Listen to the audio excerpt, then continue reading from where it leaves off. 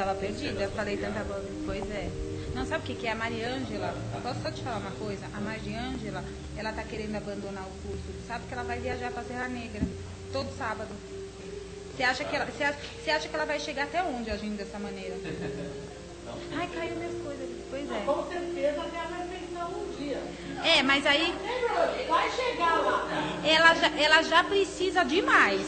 Ela já tá precisando demais. Ela ainda começa a fazer isso, vai atrasar mais, mas você que sabe.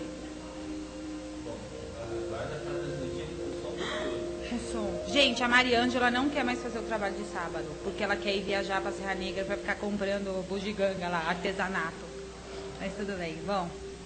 Então, antes da gente iniciar nosso trabalho, né, de sábado, a gente tem aqui uns avisos que a gente precisa dar. Esse microfone acho que tá meio longe, né?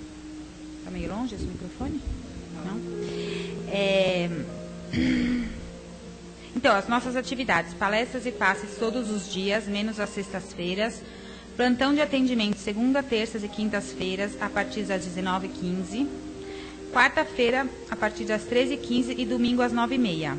Tem também o trabalho de assistência social e todo segundo sábado de cada mês são distribuídas 60 cestas básicas. Então, quem quiser colaborar trazendo 1 quilo de alimento não perecível, a casa agradece. E também a cada 15 dias, aos sábados, é feita a distribuição de pão, chá, leite para os moradores de rua.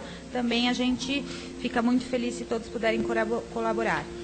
E dia 22 de dezembro, segunda-feira agora, vai ter uma festa de 10 anos no centro. Vai ter bolo, então, né, com o tenor Alan Viches. Então, a festa está marcada para as 8 horas. Então, estão todos convidados, né? Então, agora vamos fazer a prece inicial, né, para começar nosso trabalho. Vamos elevando o nosso pensamento a Deus, ao Pai Maior, agradecendo por mais essa oportunidade do trabalho, de praticarmos a caridade em favor do próximo e principalmente de nós mesmos.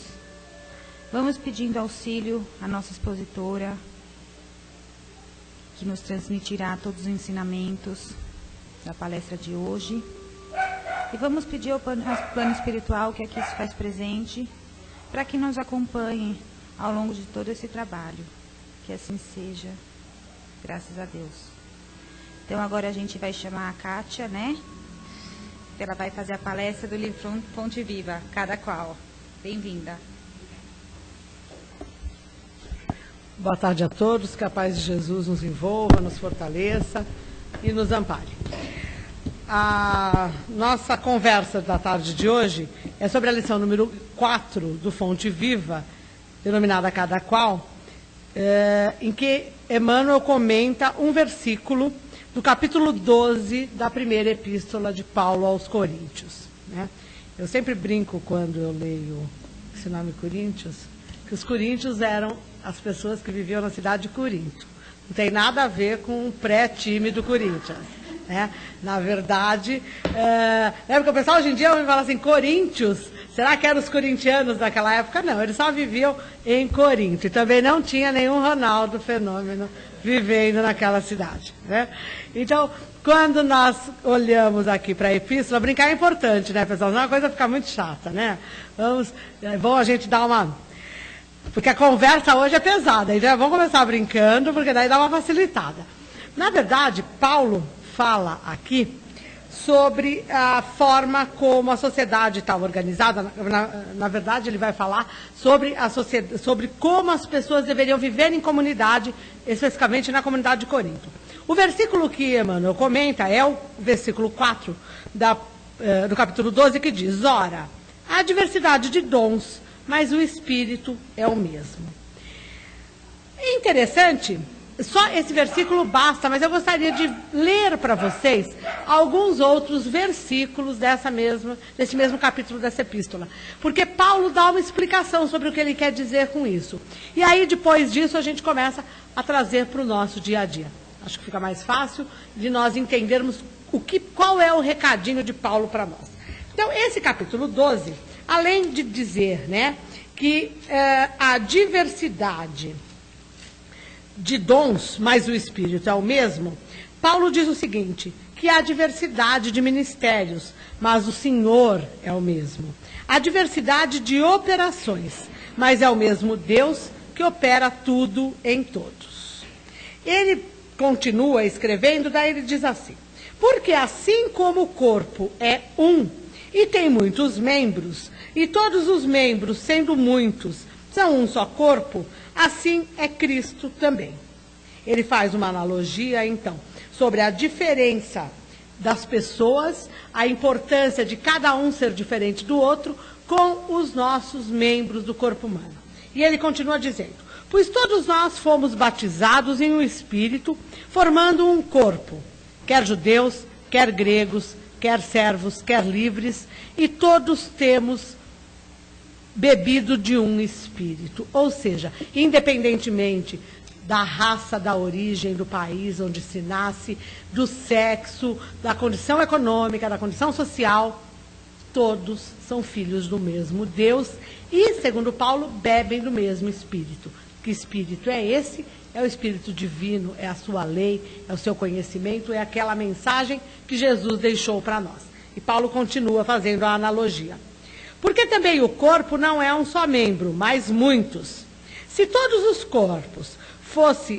o corpo fosse olho, onde estaria o ouvido? Se todo fosse ouvido, onde estaria o olfato? Mais à frente ele diz: e o olho não pode dizer à mão: não tenho necessidade de ti, nem ainda a cabeça aos pés: não tenho necessidade de vós. Ainda antes os membros do corpo, que parecem ser os mais fracos, são necessários. E os que reputamos serem menos honrosos no corpo, a esses honramos muito mais. E aos que em nós são menos decorosos, damos muito mais honra. Porque os que em nós são muito honestos não têm necessidade disso, mas Deus assim formou o corpo, dando muito mais honra ao que tem falta dela. Para que não haja divisão no corpo, mas antes tenham os membros igual cuidado uns dos outros, de maneira que se um membro padece, todos os membros padecem com ele. E se um membro é honrado, todos os membros se regozijam com ele. Porventura, são todos apóstolos, são todos profetas, são todos doutores, são todos operadores de milagres, têm todos os dons de curar, todos falam diversas línguas, interpretam todos? Portanto, procurai com zelo os melhores dons, e eu vos mostrarei um caminho ainda mais excelente. É muito interessante quando ele faz essa analogia entre os membros e que ele fala de um membro ser mais honrado do que o outro. Porque, na verdade, nós valorizamos muito a cabeça, né? Alguns, o rosto pela beleza, não é? Outros, o cabelo, porque é bonito. Outros, a inteligência. Mas nós valorizamos muito essa parte do corpo, né, que é a cabeça.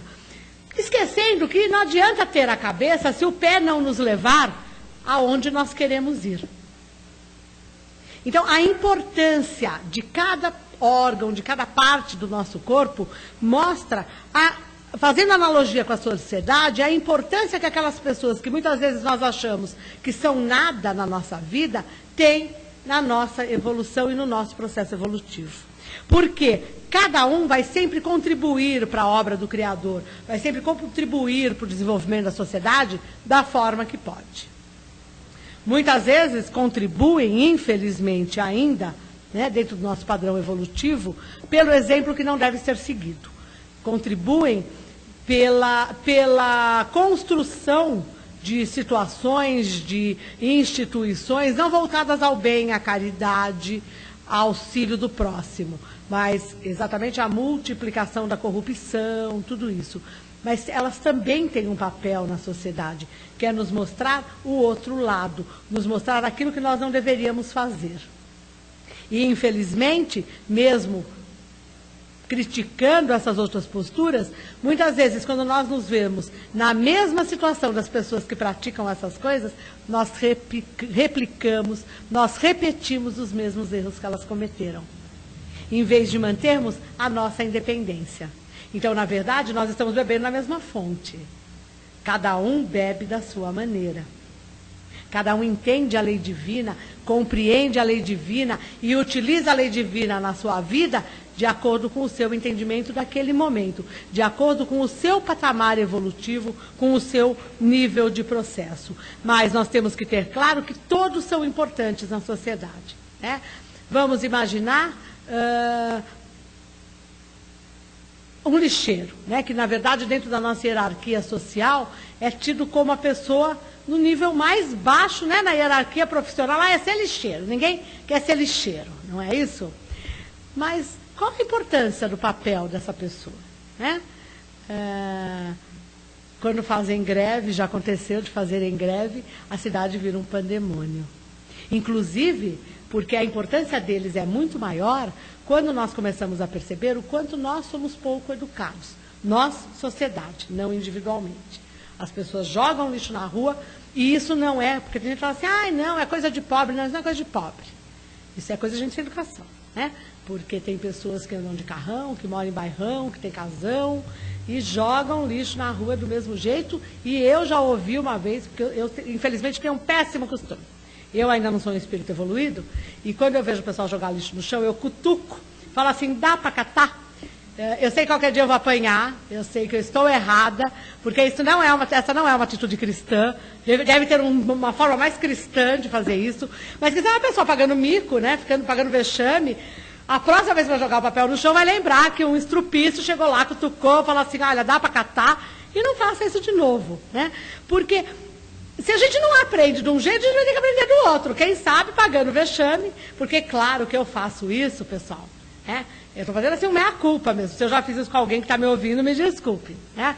Mas eu faço. Na região da Paulista, eu faço muito isso. Dou até o lugar, assim, não joguem lixo, que corre o risco de eu estar na rua. Porque o pessoal joga e está sempre em grupo, né? As pessoas estão sempre ali em grupo. Eu não falo, eu falo normalmente alto, mas aí eu paro bem do ladinho da pessoa. Faço uma vozinha bem meiguinha e falo assim, ai, que coisa feia, não faz isso, dá para catar? E falo baixo e vou embora.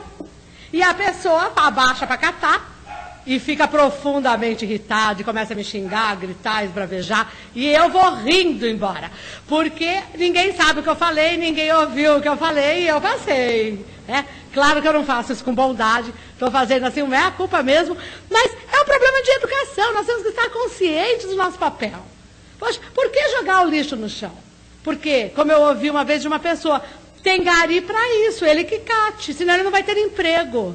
Será que não teria melhoramento para fazer na cidade? Será que o dinheiro que é gasto para coleta de lixo que a gente joga no chão, para entupir rio, entupir bueiro, isso não pode ser usado de uma forma mais... O trabalho dessas pessoas não pode ser mais útil para a sociedade?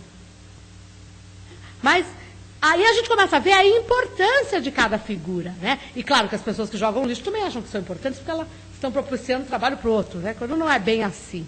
Mas todo mundo tem aí o seu papel dentro do desenvolvimento da sociedade e dentro do processo evolutivo que nós estamos vivendo.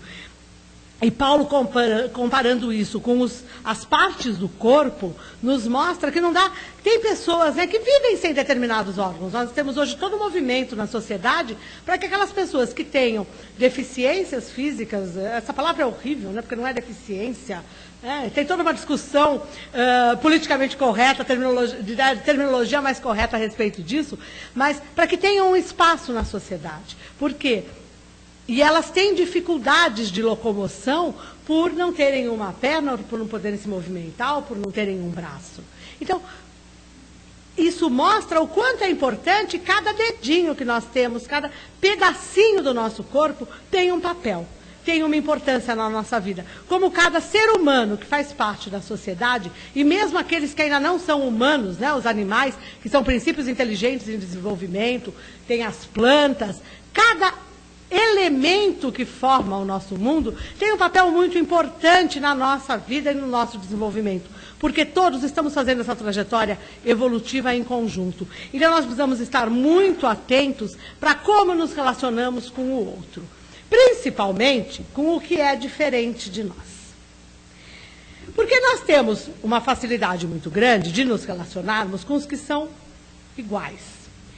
é que igualdade é uma coisa complicada, porque a gente confunde igualdade com identidade, né? Na verdade, nós somos parecidos, mas nós não somos idênticos, porque cada um de nós são seres únicos, criados para serem únicos e para desenvolverem a sua historicidade, todo o seu processo evolutivo de forma única. Por isso, a forma como eu resolvo os meus problemas não é a mesma que nenhuma outra pessoa resolva. Mesmo que faça exatamente a mesma coisa que eu fiz, o resultado pode ser diferente e pode ter algum componente que não dê na mesma coisa. Por isso nós achamos que o outro faz as coisas erradas e não dá certo para ele, e nós achamos que quando nós vamos fazer vai dar certo para nós, porque nós somos mais espertos, não é assim? Eu vou fazer e não vou ser pego. É assim que o processo funciona.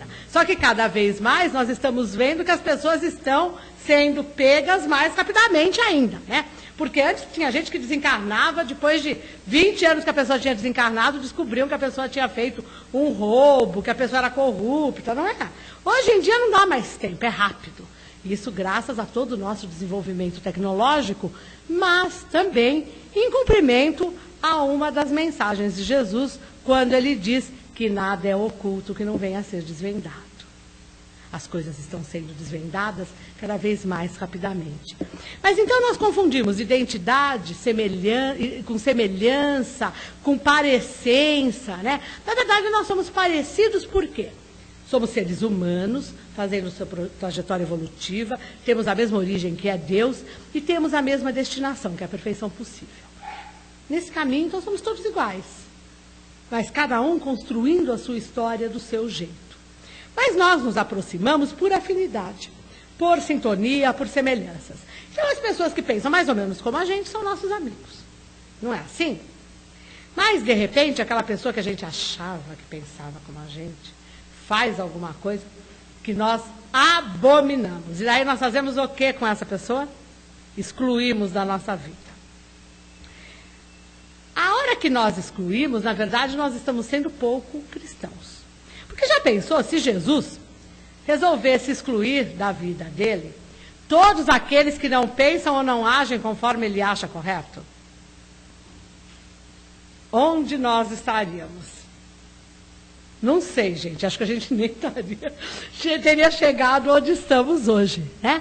Porque é graças à vibração, ao suporte, à orientação que ele permite que o plano espiritual nos dê, os seus assessores, os seus trabalhadores mais simples, nos deem, é que nós estamos chegando aonde estamos. Estamos tendo fortalecimento espiritual para vencer as nossas dificuldades. Então, todo mundo é importante para Jesus nesse processo. E se nós nos dizemos cristãos, ainda mais, né, neste mês, que é o mês em que todo mundo está aí voltado para o Natal, festas, presentes, tudo em nome de comemorar o nascimento de Jesus. É uma reflexão muito importante. Será que Jesus já nasceu de fato para nós? O que significa ter Jesus nascido para cada um de nós? É nós cumprirmos a sua mensagem. É nós fazermos aquilo que nós sabemos que é certo em seu nome. Porque quando nós torcemos para um time de futebol, nós usamos a camisa do time, não é assim? Quando a gente mora num bairro, tem semelhança com as pessoas que moram naquele bairro. Porque quando a gente diz que é cristão, então, já que a gente defende o cristianismo, a gente não se comporta como um cristão. Não buscamos cada vez mais nos aproximar do código, do modelo, né? O modelo é Jesus.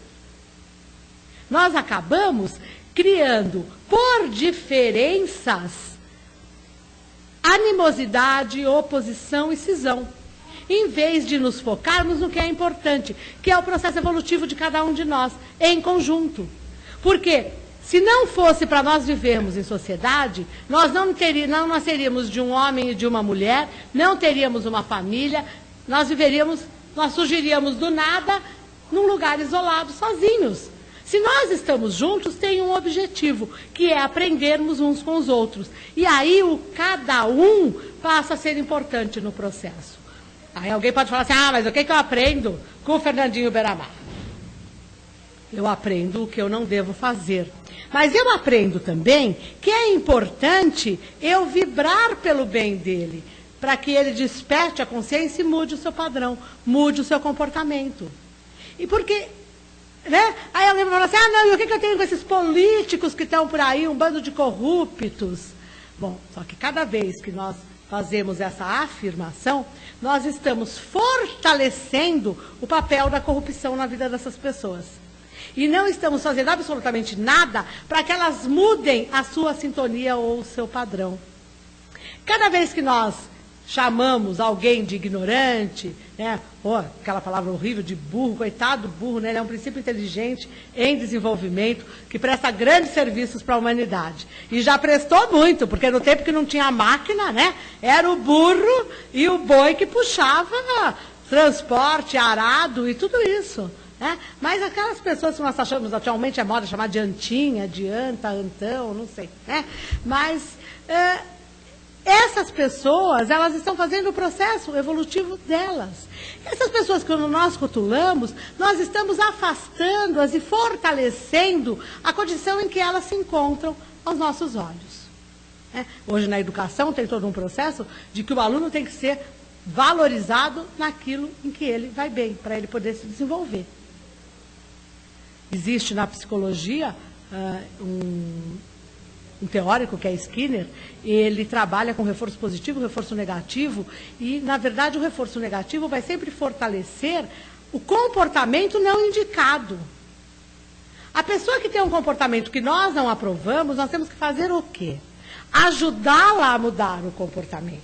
E cada vez que nós taxamos, rotulamos, fortalecemos o rótulo e trabalhamos com as informações negativas a respeito da pessoa, nós estamos fortalecendo para que ela continue fazendo a mesma coisa. Porque já que ninguém liga para mim assim mesmo, eu vou continuar fazendo o que eu estou fazendo. Ou eu vou fazer cada vez pior para chamar atenção. Porque nós adoramos chamar atenção. Nós gostamos que as pessoas notem o que nós fazemos. Todo mundo, mesmo aquela pessoa que é extremamente tímida, retraída e não fala com ninguém, ela chama atenção exatamente por não falar com ninguém. E todo mundo vai falar com ela. Vocês já notaram isso? Ninguém deixa ela quieta lá. Quando eu chego, vamos supor eu que sou falante, vivo alegre, se um dia eu chegar num lugar quieta, cabisbaixa, quem me conhece vai ficar o tempo todo falando, o que você tem? O que você tem? Então é um jeito fácil de eu querer chamar atenção. Se eu quiser chamar atenção, é só eu chegar quietinha num lugar, não falar com ninguém, ficar com cara de choro, né, Renato? Aquela cara assim de que estou morrendo, quem sabe as pessoas me deem atenção. Vocês percebem? Nós fortalecendo o negativo, nós favorecemos para que a pessoa continue na mesma condição. Porque quando fazem isso conosco, é o que nós fazemos. Você disse que eu sou malcriada, pois agora você vai ver o que é ser malcriado. Não é? Porque nós fazemos isso, o outro também faz. Então, cada um passa a ser importante no processo de ajuda ao outro para que o outro melhore. E não para que fortaleça a situação estabelecida. Num outro livro de Emmanuel, esse aqui é o Fonte Viva, eu acho que está no Pão Nosso.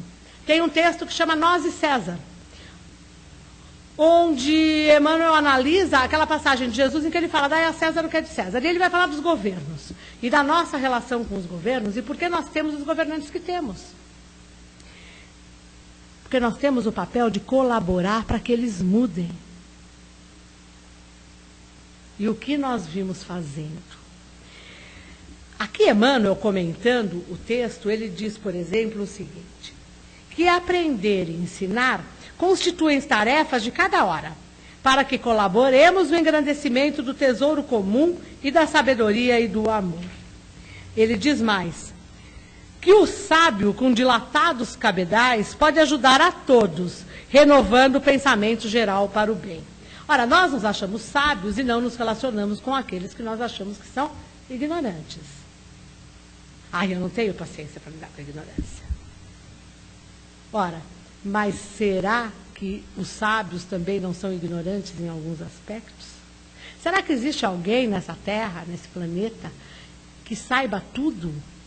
Sobre tudo. Cada vez nós temos que pedir uma orientação sobre um trajeto, por exemplo, nem que seja para o Google, né? Google Maps, nós estamos mostrando que somos ignorantes, porque nós não sabemos chegar num lugar. Vocês já pararam para pensar sobre isso? Você está na rua perdida, passa uma pessoa e diz, como eu chego em tal canto? Gente, isso é ignorância. Ah, não é dessa ignorância que eu estou falando, claro, é a ignorância do não saber. Se eu não sei, eu ignoro. Então, eu não posso me relacionar com absolutamente ninguém, porque todo mundo ignora alguma coisa, né? O aprendiz, com oportunidades multiplicadas, pode distribuir sempre a riqueza da boa vontade. Ou seja, eu estou aprendendo. Como aprendiz, eu só vou aprender se eu tiver boa vontade. Não só com quem me ensina, mas também com quem aprende comigo. Porque aí eu fortaleço o meu aprendizado e o aprendizado do outro. Eu brinco muito com muitas coisas, quem convive comigo sabe disso. Eu brinco muito que se o mundo fosse feito de cátias penteados, o mundo seria uma anarquia, uma balbúrdia e uma gritaria. Que bom que tem gente que fala baixo, que tem gente que não fala, que tem gente que é silencioso, que tem gente que não gosta de aparecer, que não é exibida como eu. Que bom! Porque essas pessoas me ensinam, às vezes, coisas muito mais importantes do que eu já aprendi. Porque elas me ensinam a humildade, a compreensão, o respeito pelo outro, que muitas vezes eu não tenho quando cutuco a pessoa e mando ela catar o lixo. Que ela catou ainda mais porque eu sei que eu vou ficar rindo de ver a cara da pessoa. Ou seja, eu não faço com bondade. Essa não é uma atitude cristã. É uma atitude para chocar mesmo. O meu objetivo é chocar. E eu sei o que Jesus disse. Ai de quem for ferramenta do escândalo. Tudo bem, estou me pondo como tal. Ai de quem se propõe a ser instrumento da justiça divina. Nós vamos responder pelas coisas. Nós vamos estar conscientes disso. Mas nós vamos responder também pelo descaso para com o outro. Nós vamos responder pelos rótulos que nós pomos no outro e que, além de pôr, nós divulgamos. Eu, esta semana, recebi pela internet um texto que me deixou chocada. E eu ficar chocada é uma coisa meio difícil. Porque dificilmente as coisas me chocam ou me surpreendem. Eu acredito no ser humano e acho o ser humano capaz de fazer toda e qualquer coisa mesmo. Literalmente. Né? Em todos os sentidos de bem ou de não bem, de descumprimento da lei divina. Porque nós somos potenciais a serem desenvolvidos em todos os aspectos. Então nós somos capazes de fazer qualquer coisa. E eu recebi um texto de eu não lembro o nome do profissional, isso também não é importante, mas é um publicitário, dono de uma agência de renome aí, em que ele falava sobre coisas, sobre preconceitos da sociedade, que ele dizia que ele era obrigado a concordar, não sei se alguém aqui viu esse texto, ele era obrigado mesmo a concordar com alguns preconceitos. Porque tem algumas coisas que são básicas e que não negam, que não tem como discutir. Por exemplo, toda mulher que se vê com uma garrafinha d'água é uma chata. Porque se ela precisa ficar com aquela garrafinha d'água... Alguém aqui viu esse texto? E eu joguei fora, eu deletei. Mas eu vou ver se eu consigo de novo para mandar.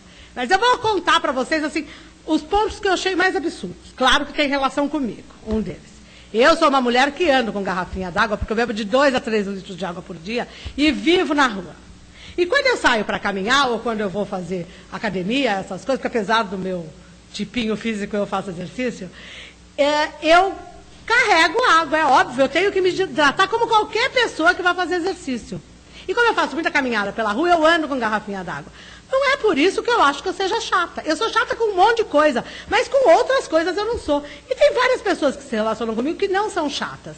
Então, se elas não são chatas e a gente se aproxima dos outros pela semelhança, é porque eu também não sou. Ou seja, é um rótulo. E ele parte do princípio que toda mulher que tem uma garrafinha d'água é uma chata. Então, assim, nem me aproximo. Aí ele diz uma outra coisa, que o que se pode esperar de vida inteligente de uma pessoa que fala assim, um beijo no coração. E aí eu fiquei horrorizada com isso. Porque eu acho, né, que, claro que isso é uma linguagem simbólica. Agora, você achar que uma pessoa... É a opinião dele, não é minha, por favor, hein? Não queiram me crucificar, né? Que uma pessoa que diz uma expressão que você acha boba, infantil, o nome que você quiser dar, não tem vida inteligente, é um pouco demais. Porque aí a gente tem que pensar, vendo os comerciais que a gente vê na televisão, no rádio, né? Se tem vida inteligente atrás de alguns comerciais. Alguém aqui costuma ver televisão? Tem vida inteligente atrás de alguns? Dá a impressão que não, né? A vida está em Marte, está não sei aonde, vem de noite, num disco voador, eu sei. Tem umas coisas, eu falo assim, bom, e qual o problema, então? Se as pessoas criam aquele tipo de imagem, de filme para vender, qual o problema? Alguém dá um beijo no coração, na testa, na ponta do nariz. O que é vida inteligente? A nossa discussão tem que estar num outro nível. Se todos estamos nesse patamar, vivendo num mundo tecnologicamente desenvolvido, como que nós estamos vivendo, a vida é inteligente sempre. Só que a forma como o outro desenvolve a inteligência dele pode não ser o caminho que eu desenvolvo a minha. Pode até ser o caminho que eu não aprovo. Ele pode até chegar a conclusões que eu acho equivocadas, que eu acho confusas. Mas é o caminho que ele descobriu para ele, da mesma forma que eu descubro o meu. Existe uma corrente na filosofia, final do século XIX, começo do século XX, que tem sido muito discutida, apresentada hoje em dia, que se chama alteridade. Né? Porque quando se fala em empatia, nós estamos falando em nos colocar no lugar do outro. Só que é impossível me colocar no lugar de qualquer outra pessoa, e mesmo de qualquer um de vocês se colocar no meu, porque a forma como nós fizemos o nosso desenvolvimento é diferente. Podemos ter trilhado os mesmos caminhos, vivido junto às mesmas situações, os aprendizados, as leituras, os resultados, as decisões foram diferentes. Ou o que motivou a visão que a decisão, né, a importância que a decisão teve na nossa vida é diferente. Tem fatos na nossa família que um dá muita importância, o outro nem lembra mais. E vivemos juntos a mesma situação. Então, a empatia, ela é impossível de ser aplicada. Porque eu vou sempre me colocar no lugar do outro com a minha bagagem. Eu não vou conseguir pensar com a cabeça do outro. Porque a vida é inteligente na cabeça do outro, por menos que muitas vezes a gente acha que não. Né? Agora, a alteridade, ela trabalha com o respeito ao direito do outro ser o que ele é. E isto é complicadíssimo na nossa vida. Porque o outro tem que ser exatamente como nós queremos que ele seja. Voltando para aquilo que eu falei há pouco, nós temos um amigo, quando ele age de uma forma que nós não gostamos, nós excluímos essa pessoa da nossa vida. Ou seja, eu não tenho alteridade, eu não tenho respeito pela decisão dele, eu não tenho respeito pela forma como ele conduz a vida dele. Nós precisamos entender que respeito não é aprovação. Nós temos que dar o direito das pessoas fazerem tudo aquilo que elas quiserem. Isso não significa que tenha a nossa aprovação. Nós temos que falar para a pessoa que discordamos. Mas de que forma nós usualmente falamos que discordamos e em que momento? Quando foi a última gota. Eu não aguentei mais. Deixei o espírito falar. Né? O espírito que fala sempre, porque o corpo não fala. E nós somos um espírito agindo através do corpo. Então é sempre o espírito que está falando mesmo. É que muitas... E sempre... E também não tem essa história de que falei sem pensar. Porque na velocidade em que o pensamento funciona, não dá para perceber que pensou, mas pensou sim. Não adianta negar. É que nós, na verdade, não refletimos sobre o que nós pensamos. E deixamos a boca falar. A boca não fala, gente, se não tiver alguma vida inteligente por trás. Nós somos a vida inteligente. Nós falamos e nós resolvemos para, tentando mostrar respeito para o outro, ficar de boca fechada até a última gota. E essa última gota é muito interessante, porque as vasilhas onde a última gota é depositada mudam de acordo com interesses, nível de afinidade. Então, às vezes é uma colher de chá, às vezes é uma piscina de 50 metros, uma piscina olímpica. Né? Às vezes é um oceano. Não é assim? Às vezes é a represa no Guarapiranga. Tudo depende de quem é o outro que está pondo a gotinha ali. Mas vocês já pararam para notar que na nossa vida todo mundo está depositando gotinha? Porque de todo mundo que tem ao nosso redor, nós sempre temos algum tipo de reclamação. É que, de um modo geral, nós, por motivos diversos, relevamos. Em relacionamento amoroso, isso é muito comum. Né? Você está apaixonado. E gente apaixonada, tudo é ótimo. Tudo é lindo, o amor é cego, surdo e mudo, até o momento em que algo acontece, a venda cai, os ouvidos se abrem e a língua começa a falar. Não é assim? Aí, nesse momento, a relação acaba. Ela é destruída, porque foi a gota d'água. O respeito pelo outro é entender que o outro faz o mesmo processo evolutivo que nós fazemos. Se nós queremos respeito, nós temos que dar respeito. Não adianta nós darmos para o outro aquilo que nós recebemos do outro. Nós temos que dar para o outro o que nós queremos que o outro nos dê. Não adianta eu fazer para a sociedade o que a sociedade me dá. Eu tenho que começar a agir fazendo aquilo que eu espero um dia receber de volta. Eu tenho que tratar o outro da forma que eu gostaria de ser tratada. Por isso que eu digo que quando eu cutuco a pessoa e mando catar o lixo, eu estou fazendo algo que não é cristão, porque não é algo que eu gostaria que fizessem para mim. Agora, claro, eu sempre tenho a argumentação de que eu não jogo lixo no chão. Mas eu faço uma série de outras coisas erradas que eu não gosto que me repreendam. Então, a gente tem que refletir. Só que alguns comportamentos estão tão arraigados na gente que é como se a gente não pensasse mesmo, né? A gente vai lá, faz, depois fala assim, não precisava pagar esse mico. Né? Mas tudo bem, é pela atenção que nós vamos desenvolvendo. Agora, se nós fazemos sem pensar, como nós usualmente dizemos, se falamos sem querer, por que o outro não tem o direito de fazer a mesma coisa? Por que o outro sempre fez porque queria mesmo? Não, você me ofendeu mesmo, você me traiu porque você queria me trair. Uma outra coisa importantíssima, ninguém trai ao outro, trai a si mesmo. Porque ninguém é propriedade de ninguém. Se ninguém é propriedade, não tem traição. Não, mas tem traição da confiança. Mas será que nós merecemos confiança 100%? Será que cada um de nós nunca ouviu uma história que foi contada? A pessoa falou assim, por favor, não deixa ninguém saber. E claro, a gente não deixou ninguém saber. Mas contou para o marido, contou para a mãe. Não, mas é alguém com quem eu divido a minha vida, que deveria compartilhar, não dividir, mas tudo bem. É alguém com quem eu vivo tudo. Mas será que da nossa vida nós contamos tudo para o outro? Por que tem que contar da vida do outro que pediu segredo? Isso é trair confiança. Porque o outro está conosco enquanto a relação vai bem.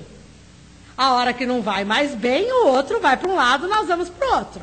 Isso se um não matar, né, o outro, porque hoje em dia está na moda. Né?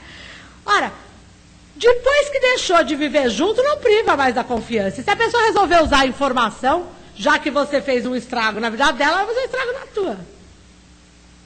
Meus amores, não existe segredo.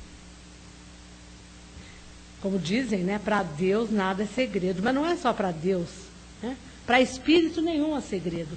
Porque nós nos atraímos pela afinidade, pela sintonia vibratória. Então, se nós estamos vibrando na mesma faixa, está todo mundo pensando mais ou menos a mesma coisa. Neste momento que aqui estamos, todos nós estamos com o mesmo objetivo. Ou seja, todo mundo sabe o que o outro está pensando, bem ou mal. Não é? Temos aqui um objetivo comum, nos fortalecermos para tocarmos a nossa vida. Buscarmos informações que nos ajudem a refletir e a rever alguns comportamentos. Então, estamos com o mesmo objetivo, no mesmo momento. Isso nos dá identidade, nos dá parecência. Mesmo que lá fora cada um tenha a sua vida completamente diferente do outro. E quando nós pensamos nisso, nós então começamos a ver que esse cada qual é muito interessante, porque de acordo com o grupo onde nós estamos inseridos, o outro muda. O que não é do grupo muda. E a nossa área de relacionamento vai se expandindo de acordo conforme nós vamos aumentando a nossa ação na sociedade, nos ligando a mais grupos. E esse cada qual tem que sumir no sentido do rótulo, do preconceito, do preconceito. Nós temos que trabalhar cada vez mais com a semelhança, com os pontos de afinidade. E a afinidade, segundo nos diz o Evangelho, está só no bem. No mal existe cumplicidade, no bem existe afinidade. Nós temos que trabalhar com os pontos positivos, com os pontos de afinidade, com os pontos de colaboração, e não com os pontos que possam levar à divergência, à cisão, a rupturas. Por isso não vai ter a última gota enchendo o recipiente nenhum.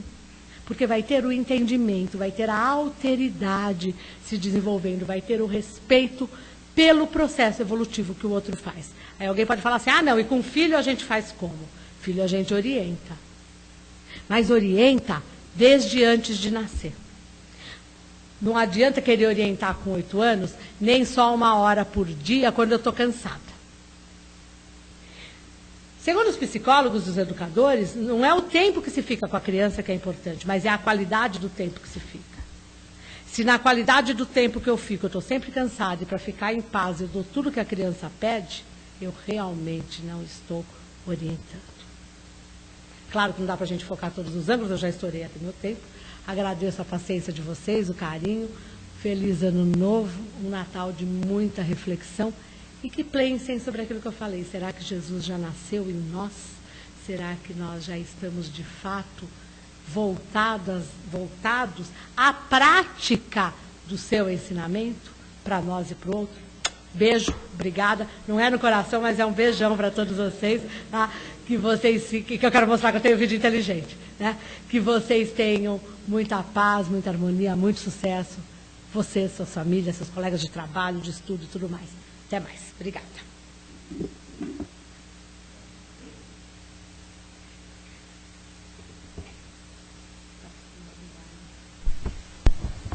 Bom, então a gente vai agradecer a nossa amiga aqui, muito bem-humorada nas palestras dela, a gente gosta muito. E eu não sei se alguém vai querer fazer alguma pergunta, né? Porque, bom, eu vou falar rapidinho. É que você falou assim que às vezes as pessoas que vêm, que às vezes elas não estão tão voltadas para o bem, né? Talvez elas tenham o objetivo de mostrar para a gente o que não é bom.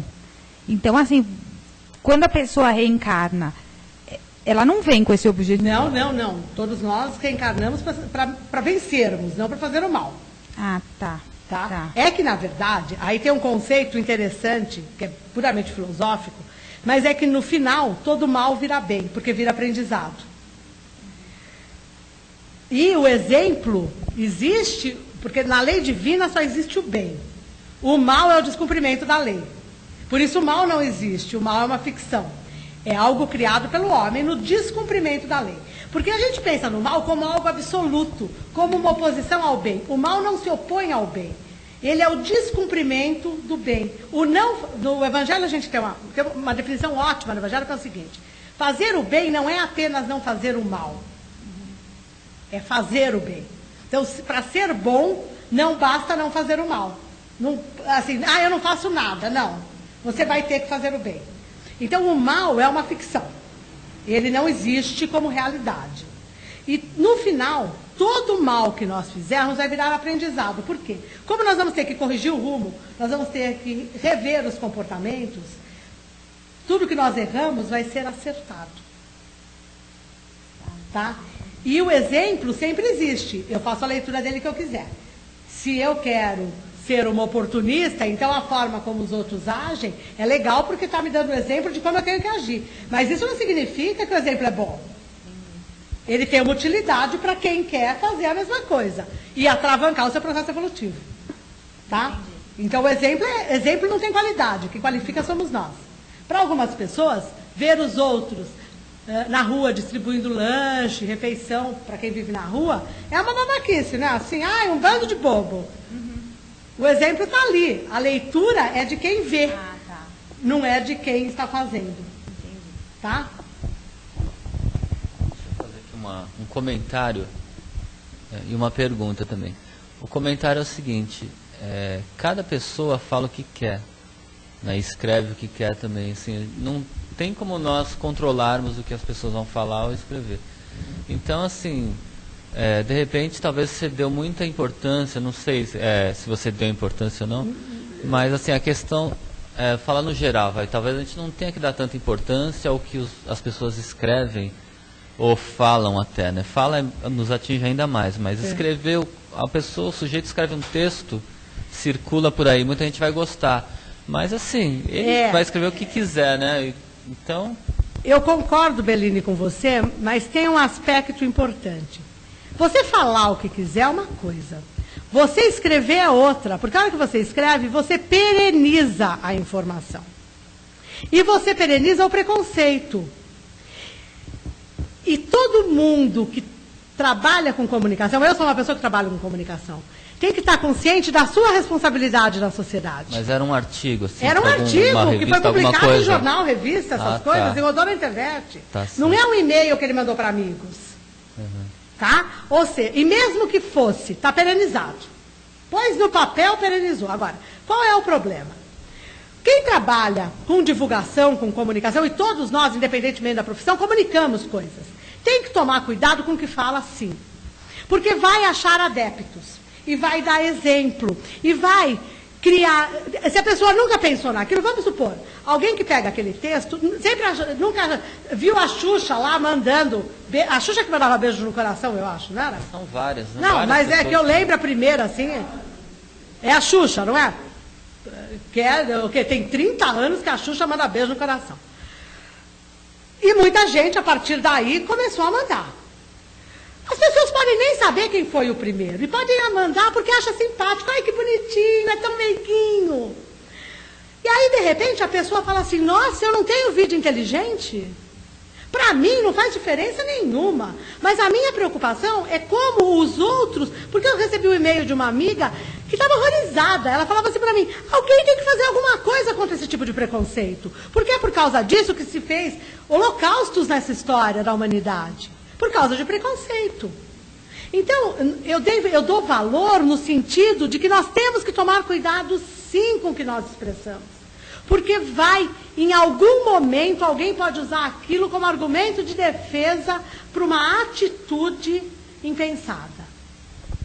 Tá? Desculpa. Não, imagina. Deixa Eu eu sou fazer uma enfática pergunta.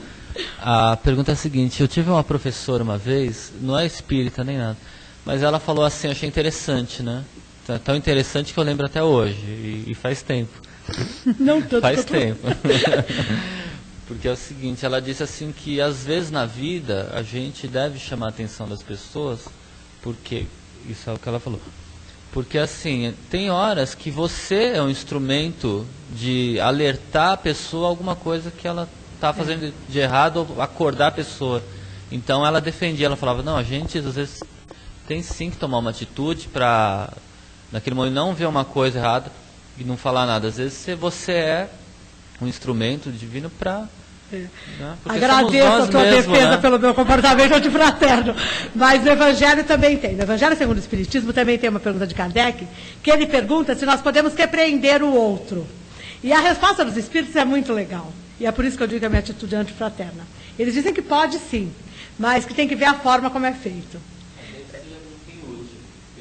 Mas que seja feito com amorosidade. Não, e que seja feito com amor... eu não ofendo, mas eu me divirto. Na verdade, o problema é que eu sei qual é a minha intenção. Essa coisa que a gente tem que ter claro. Qual é a nossa intenção? A minha intenção não é ajudar a pessoa, não. É fazer ela pagar o mico. Eu sou franca.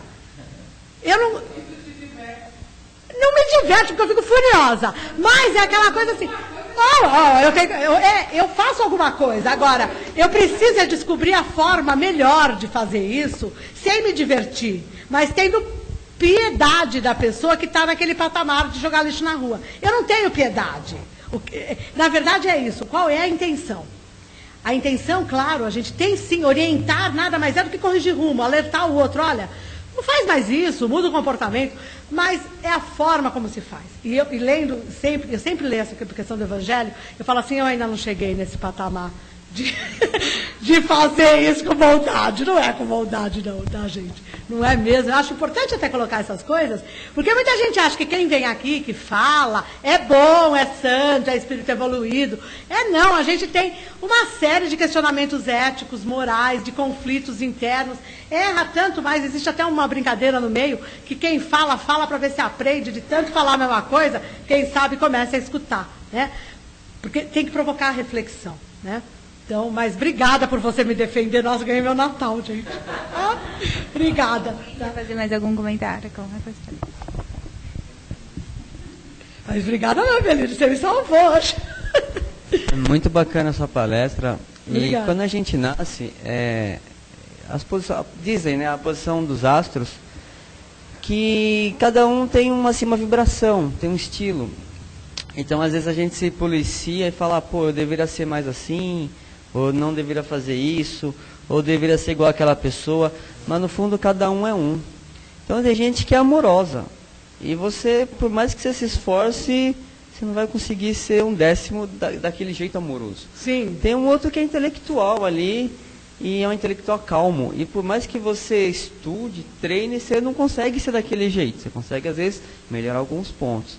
No teu caso, você tem um raciocínio intelectual muito desenvolvido. Lógico, um negócio desse é injusto para você, e você vai ficar batendo o pé até cansar, e vai se divertir com tudo isso. Acho que você está certa.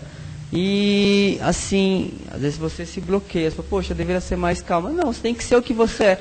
Tem uma flor que é rosa e é linda. Estou saindo daqui hoje. Não, mas isso eu estou dizendo em geral, não para você, eu estou dizendo em geral. Tem gente que vê uma rosa, acha a cor rosa linda. Tem uma gente que vê o amarelo e acha o amarelo maravilhoso.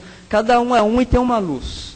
Então, o que vale é cada um estar bem consigo mesmo, para dar o seu melhor. Dar o seu melhor não tem peso, é fácil. Quando a gente dá o melhor da gente, se estando bem, seja o que faz o bolo, seja o trabalho no direito, seja o da informática, seja o juiz, seja o administrador, seja o que seja, o pedagogo, o intelectual, vai ajudar na sociedade.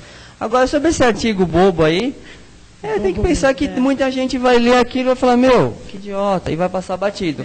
O que vale, até o CD, o segredo fala, não dê muita importância no errado, porque você vai estar aumentando o errado.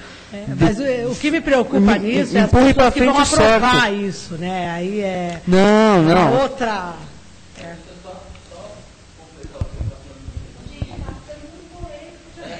Desculpa, você tinha terminado? Obrigado. Você tinha terminado? Eu já... Não. Não, eu só queria que você falou tudo. Eu achei interessante, porque você lembra qual que é o trecho do Paulo, da lição? Lembro. Você fechou? Qual que é? Você 12, 1. Capítulo 12, 1 Coríntios. O trechinho do Paulo que está... isso aí mesmo. Que está aqui no livro. Que o Emmanuel citou. Que o Emmanuel cita. Por acaso... há diversidade de dons, mas o Espírito é o mesmo. Então, tudo que ele falou. Então, cada um tem o seu jeito de... Às vezes não é de uma forma amorosa, mas de uma forma brincando, você está ajudando. Todos nós vamos evoluir a sua forma. Não vai evoluir pela receita do outro. É isso que é importante. O que você falou é importantíssimo. A gente vai evoluir de fato, cada um com a sua receita. Por isso que a minha receita não serve para vocês. Isso, eu falo isso até para você não se bloquear mesmo, porque você tem um lado intelectual, e onde você botar no intelectual vai funcionar 1000%. Obrigado. Até aquele negócio da luz, está tudo escuro. Não adianta tirar a escuridão para botar a luz aqui. O que você faz? Você acende um fósforo. Então a gente tem que dar o nosso melhor. Eu queria falar de grupos, você falou de grupos, que é egrégora, né? Trazendo do hinduísmo, um conceito deles que é legal, que todo grupo que você quer fazer parte, você tem que ter um pequeno esforço para entrar nesse grupo, e um pequeno esforço para se manter no grupo. Uma vez feito isso, você alimenta o grupo com a sua energia, e o grupo te alimenta com a sua energia. Então você faz parte do grupo. Para se manter, você tem que continuar investindo nesse grupo. Continuar querendo. Não, você tem que cair fora.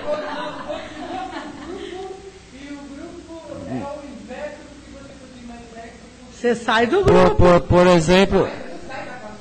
Não! Não, aí você tem que usar...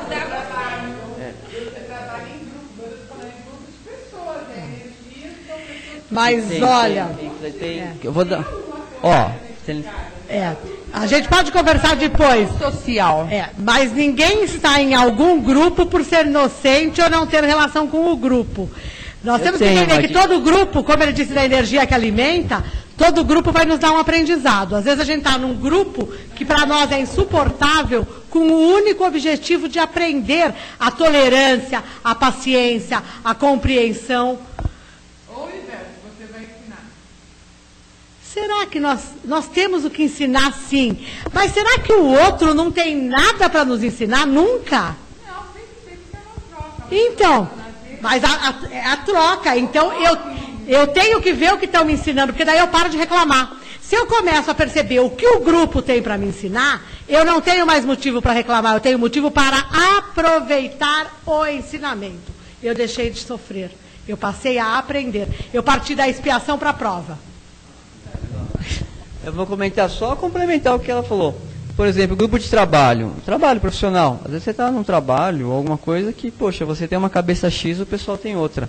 E às vezes você precisa alguma coisa. E aí você vai dar um chute e vai ficar mudando cada mês em um trabalho. Não é assim. E tem que ter um pouco de flexibilidade. Então aquele negócio mais um negócio oriental aí. Tem aquela árvore grossa, rígida, e tem aquela que fica balançando, tipo o bambu. Bate o vento forte, forte, forte, aquela rígida que é forte, forte, forte, que é onde quebra. Aquela é o bambu que vai para lá, vai para cá, vai para lá, vai para cá. Ele, o que ele é flexível, ele não quebra. Então tem que aprender, tem que ver o que você precisa aprender com isso aí e tentar ser flexível. Não é fácil. Mas o importante é, de tudo que nos acontece na vida, não existe acidente, não existe acaso. Então nós temos que ter muito claro que de tudo nós temos que tirar o aprendizado. É o seguinte, eu tenho uma dúvida, que você falou numa hora, aquele negócio de ignora, que você está ignorando as coisas, perguntas, tal. Você falou do tempo da tração animal, do arado. Eu não entendi bem o que você quis dizer. Você me explicar? Ah, tá bom. O que eu falei foi que a gente chama o outro de burro, esquecendo a utilidade do burro na sociedade. O burro animal de 4 patas. Que antes de existir a Revolução Industrial, e até hoje, na verdade, em alguns lugares aí mais pobres, o burro e o boi são usados para puxar o arado, como tração animal. Então, quando nós chamamos alguém de burro, nós estamos, na verdade, menosprezando a capacidade até do animal que dá o adjetivo pejorativo. Ah, tá. Porque na época da tração animal, não tinha luz elétrica. Foi um período auge da humanidade. Por isso que fazia chama de idade de luz, onde apareceu. Então, eu estou falando da importância do burro. Ah, tá. Não, é um elogio ao animal mesmo. Aquele princípio inteligente em desenvolvimento que não deve ser comparado com uma pessoa ignorante. É isso. Vamos agradecer aqui a nossa amiga Kátia. Obrigada. Bom ano novo para vocês. Espero voltar no ano que vem. Beijo, obrigada, gente. A gente começa mais cedo, né? Aí vai ficar mais tempo. Bom, então agora a gente vai passar as nossas vibrações e depois aos passes. Então vamos novamente elevando o nosso pensamento para doarmos ao próximo tudo aquilo que nós temos de melhor. Doarmos muito amor, muita paz, muito equilíbrio e harmonia. Vamos vibrar por todo o planeta Terra, imaginando uma intensa luz dourada sobre ele, principalmente naqueles países que se encontram em conflitos, guerras, passando por muitas privações materiais, para que eles possam se restabelecer em breve. Vamos pedir também pelo Brasil, por nossos dirigentes, por todos os desencarnados que se encontram na crosta, no umbral e nas trevas, por todos aqueles que se encontram nas ruas, nos hospitais, nos presídios. Vamos vibrando também por todos aqueles velhinhos que se encontram abandonados nos asilos.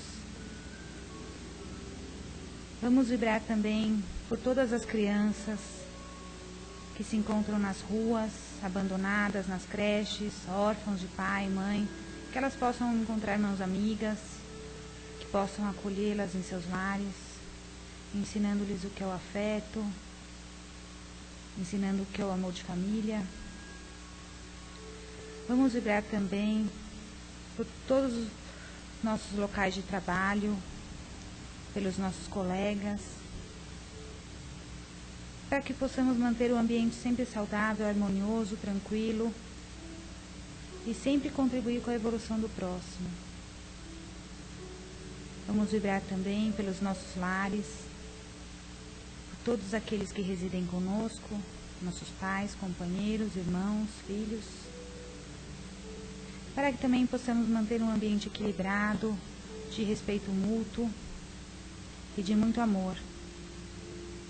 E por fim, vamos pedindo licença ao plano espiritual para vibrarmos por nós mesmos, para que possamos fazer dessa nossa encarnação, essa nossa grande oportunidade, sempre a melhor de todas, para que possamos aproveitá-la ao máximo possível, para quando retornarmos ao plano espiritual, não tenhamos nenhum arrependimento. E por fim, vamos agradecendo imensamente ao plano espiritual pela oportunidade da vida, da reencarnação, por estarmos todos aqui reunidos, trabalhando pela nossa própria evolução e pedindo que o plano espiritual continue nos auxiliando sempre, para que possamos ter tranquilidade, discernimento e principalmente respeitar ao próximo. Que assim seja, graças a Deus.